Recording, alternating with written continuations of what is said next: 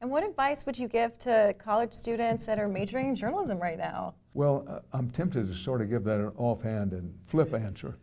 Because Why not? Well, journalism's tough. You know, it's tough to make a living in journalism. I know people say, well, come on, Dan, you made a good living at it. But it's a tough craft. It's a tough trade. It's hell on relationships because it's, you know, holidays, weekends, vacation time, nothing matters to focus. But your question is for someone who thinks they want to do it.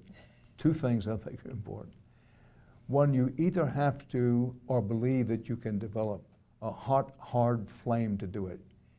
For journalism, you have to have passion. That's not true of everything, but in journalism, you have to have a passion to do it. The second is learn to write. Writing is the bedrock of the craft, and even if you want to be in television, you can say, well, writing's not that important. Not true. Anything in journalism begins with making yourself as good a writer as you can and dedicating yourself to be the best writer you can be as life goes along. So is there still someone that is on your dream interview list? I love the big interview with Dan Rather on Access. I just watched yours with Quentin Tarantino. It was wonderful. Well, thank you very much.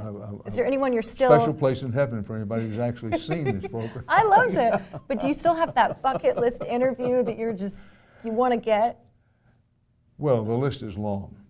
But the still fairly new leader of North Korea, some question of whether he's just a figurehead or not. I could start with him because nobody has interviewed him. I've been to North Korea and I tried to interview his predecessor. We thought we were going to get to do it, but didn't.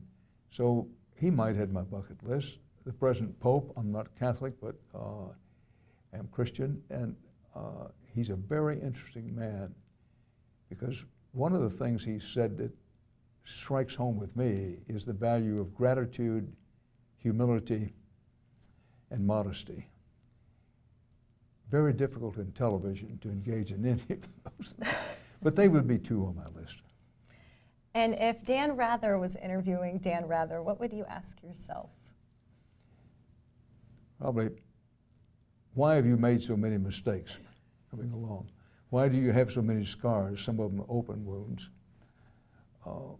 And why have you been so lucky and blessed? I don't have the answers to any of those questions, but I'd ask the questions because sometimes it's important to ask the right question. You know, I subscribe to the idea that there are no bad questions, there are only bad answers, and I've just given you a terrible answer.